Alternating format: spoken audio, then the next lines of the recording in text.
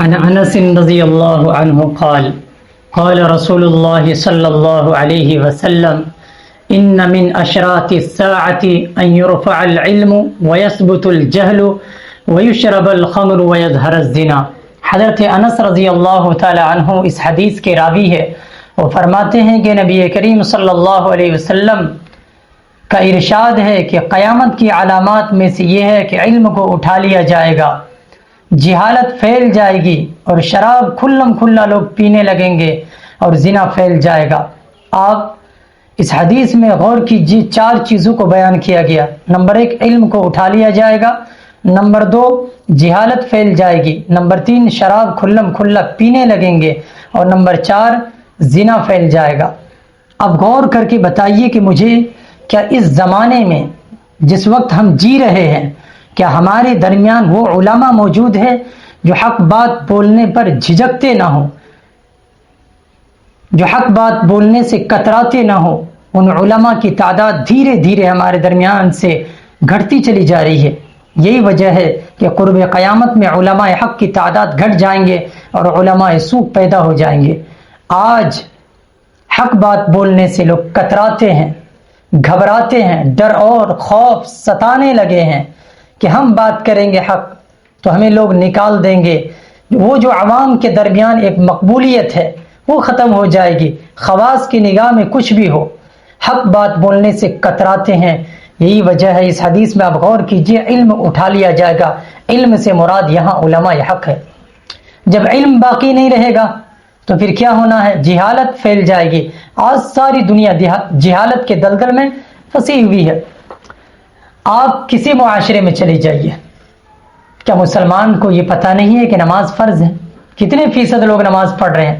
اگر 400 گھر کی آبادی ہے تو مجھے معاف کیجئے گا، میں یہ بات صحیح بول رہا ہوں، 400 گھر کی آبادی میں 15-20 آدمی نمازی ہے۔ کہیں 100 گھر کی آبادی ہے تو فجر میں جا کے محاسبہ کر لیجئے، دیکھ لیجئے 3-4 آدمی ہیں۔ کیا یہ جہالت تام نہیں ہے؟ کیا کہیں گے آپ؟ حدیث میں غور کیجئے، جب علم کو اٹھا لیا جائے گا یعنی علماء حق نہیں رہیں گے تو پھر جہالت تام ہو جائے گی۔ آپ شادی میں آ جائیے، کیا سنت کا جنازہ ہم نے اپنے آنکھوں سے نہیں دیکھا؟ کیا ہم نہیں دیکھ رہے ہیں؟ کبھی ہلدی کی رسم آ جاتی ہے، کبھی اپٹن آ جاتا ہے، کبھی کیش کا معاملہ ہوتا ہے، کبھی جہیز میں جہاز مانگنے والے لوگ موجود ہیں۔ کیا یہ جہالت نہیں ہے؟ جہاں اللہ کے نبی نے فرمایا تھا النکاح من سنتی فمن رغب عن سنتی فلیس منی، الگ الگ حدیث ہے۔ حدیث کے 2 ٹکڑے ہیں، دونوں میں یہ بیان کیا گیا نکاح تو میری سنت، جو میری سنت سے ہٹے گا وہ مجھ میں سے نہیں۔ اللہ کے نبی کی فٹکار ہے، اس کے باوجود بھی کتنے فیصد لوگ ہیں جو جہیز مانگ کر نہیں لیتے؟ غریب لوگوں کے گردن پر چھری اس طرح چلا دیتے ہیں کہ 5 سال تک ہمت نہیں رہتی ہے ان کو کمر سیدھا کرنے کی۔ بس تقریر کہہ کے نکل جائیں گے، آپ سن لیں گے، یہی ہوگا۔ شراب کھلم کھلا کیا لوگ نہیں پی رہے ہیں؟ مسلمان جن کے بارے میں، جن کے پاس قرآن ہے، قرآن میں آیت موجود ہے کہ شراب حرام ہے، اور حدیث میں ہے کہ مومن الخمر لا يدخل الجنہ، شراب پینے والا مومن جنت میں داخل نہیں ہوگا، اس کے باوجود بھی صبح ہو، شام ہو، دوپہر ہو، دن ہو، رات ہو، شراب کی دھن میں چلے جا رہے ہیں۔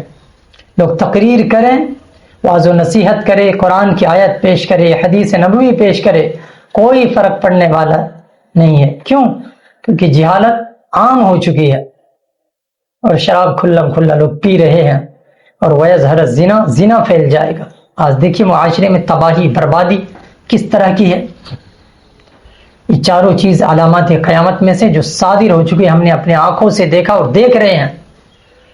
اس لیے میرے بھائیو، عقل مند وہی ہے جو موت سے پہلے موت کی تیاری کر لے، اور بے وقوف وہ ہے جو موت کے بعد دوبارہ دنیا میں آنے کی تمنا کرے۔ جن سے ملیے وہی مالدار بننے کی دھن میں لگے ہوئے ہیں، کسی کو کوئی فرق نہیں پڑتا علم آئے یا نہ آئے۔ کسی کو بول دیجئے آپ علماء سے رابطہ کرے، عالم سے، علم سے، نہیں، کوئی ضرورت نہیں ہے، وہ اپنے گاؤں کے چودھری ہے، وہ کہیں نہ کہیں کے سیکریٹری ہوں گے۔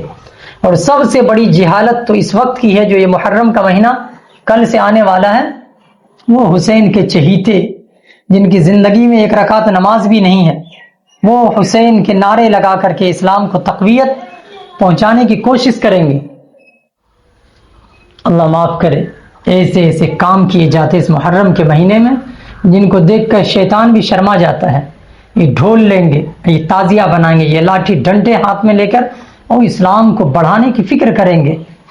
ارے وہ حسین تو سجدے میں سر رکھ کر دنیا کو یہ پیغام دیا کہ سب سے زیادہ کامیاب اگر ہونا ہے تو سجدے میں چلے جاؤ، اللہ تعالیٰ کا تقرب حاصل ہوتا ہے۔ لیکن نہ نماز ہے، نہ روزہ ہے، نہ حج ہے، زکوٰۃ ہے، نہ دینی محفل ہے، نہ جلسہ ہے، نہ اجتماع ہے، نہ زندگی میں قرآن ہے، نہ حدیث ہے، کچھ نہیں ہے۔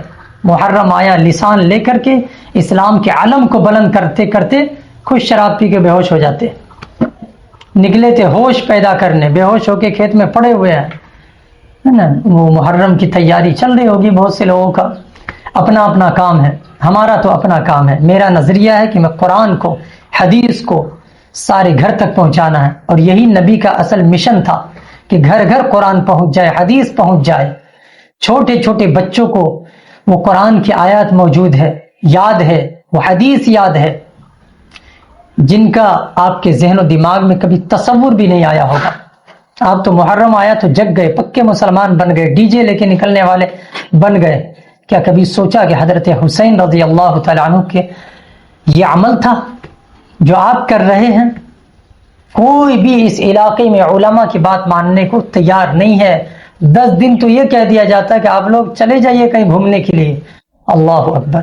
وہ قوم جو علماء کو دور کرے، وہ قوم جو اپنے امام کو بھیج دے، وہ قوم جو اپنے رہنما سے ہٹ جائے، وہ قوم جو اپنے رہبر کی بات کو نہ مانے، وہ قوم تنزلی کے شکار ہوتی ہے، وہ قوم پستی میں جاتی ہے، وہ قوم دلدل میں پھنستی چلی جاتی ہے، وہ قوم زوال پذیر ہوتی ہے، وہ قوم کبھی ترقی نہیں کر سکتے جن کا تعلق علماء سے ہٹ گیا ہو، جن کا تعلق اہل اللہ سے ہٹ گیا ہو، جن کا تعلق اچھے لوگوں سے کٹ گیا ہو، جن کا تعلق مسجد سے، مدرسے سے، ذکر کی محفل سے، خانقاہوں سے ہٹ گیا ہو۔ آج یہی ہے، پورے معاشرے کا جائزہ لیجئے۔ ہم ظالم دوسرے کو تب کہیں گے جب ہم صحیح ہوں۔ ابھی تو ہمارے اندر ہی خود ظالم پیدا ہو چکے ہیں جو اپنے دین کو اپنے ہاتھوں سے قتل کر رہے ہیں۔ دوسروں کو آپ برا کہیں گے کہ یہ حکومت ایسے کر رہی ہے۔ ارے جو حاکم سب سے اوپر بیٹھا ہے، جو اعمالکم عمالکم، تمہارے اعمال جیسے ہوں گے اللہ کے فیصلے ویسے ہی دنیا میں نازل ہوں گے۔ تمہارے برے عمل ہو چکے ہیں، اللہ کے فیصلے بھی تمہارے حق میں برا ہی ہو رہا ہے۔ تم جس دن اچھے عمل کرو گے اللہ کا فیصلہ بھی اسی انداز کا ہے، آئے گا۔ محرم منانے والوں ذرا گریبان میں منہ جھانک کر سوچ لینا رات کی تنہائی میں کہ جو عمل ہم کر رہے ہیں اس کا بھی کل قیامت کے دن حساب ہوگا۔ بھلے آپ کے ذہن و دماغ میں ہو کہ توبہ کر لیں گے، توبہ کوئی اتنا آسان عمل نہیں ہے۔ کیا آپ کو یہ یقین ہے کہ توبہ کی مہلت بھی مل جائے گی؟ اذا جاء اجلهم لا يستاخرون ساعة ولا يستقدمون، جب وقت مقررہ آ جائے گا پھر 1 سیکنڈ آگے اور 1 سیکنڈ پہلے آپ کو لے جانے کی تیاری نہیں ہوگی۔ بڑے بڑے گاؤں کے ذمہ داروں سے ملاقات کر کے آتے ہیں کہ محرم میں بس 2 عمل کر لیجئے، اپنے اہل و عیال پر خرچ کیجئے، روزہ رکھیے۔ جو عمل اللہ کے نبی کی زندگی سے ثابت ہے وہ نہیں کریں گے۔ وہ باش لڑکوں کو جمع کریں گے، ڈی جے لے کے آئیں گے، گانے بجانے ہوں گے، ناچ کریں گے، ڈانس کریں گے، اور پھر دنیا میں یہ میسیج دیں گے کہ یہ مسلمان کا عمل ہے۔ مسلمانوں کی شباہت کو پیش کرنے کی کوشش توڑ مروڑ کر کی جا رہی ہے۔ ہمیں اپنوں نے مارا، غیروں میں کہاں دم تھا۔ ہماری شریعت کی دھجیاں وہاں اڑی جہاں اپنے ہی لوگ تھے۔ اللہ تعالیٰ صحیح سمجھ عطا فرمائے، خصوصاً اپنے علاقے کے نوجوانوں کو یاد رکھو، یہ عمل لا صغیرۃ ولا کبیرۃ الا احصاها، ہمارا چھوٹا عمل ہو یا بڑا عمل ہو اللہ کے یہاں سب نوٹ کیا جا رہا ہے۔ جب قیامت کے دن حشر کے میدان میں جائیں گے ہر عمل کا حساب دینا ہوگا۔ اس دن بتانا کہ کیا کھویا کیا پایا۔ وہ علماء جو ہمیں نصیحت کر رہے تھے وہ صحیح تھے، یا وہ گاؤں کے ذمہ دار جو ہمیں لاٹھی ڈنڈا دے کر نکال رہے تھے، چلو نکلو، انفروا خفافا وثقالا، ہلکے ہو بھاری ہو نکلو لاٹھی ڈنڈے لے کے۔ یہ مراد نہیں ہے قرآن کی آیت میرے بھائی، یہ آیت سے یہ مراد نہیں ہے۔ ہر حال میں اللہ کی عبادت کے لیے تیار رہو، اس کے لیے قرآن کی آیت آیا۔ یہ نہیں کہ یہ جو نکال دیا ہے نا تمہیں کہ بس نکلو، 3 دن تک نکلتے رہو، کبھی دوسری بستی، کبھی تیسری بستی، کبھی چوتھی بستی، بس لاٹھی ڈنڈے لے کے اسلام کے عالم کو بلند کرنے کی کوشش جاری ہے. دل کی درد ہے بیان کر رہا ہوں، ورنہ کون کرتے ہیں بیان.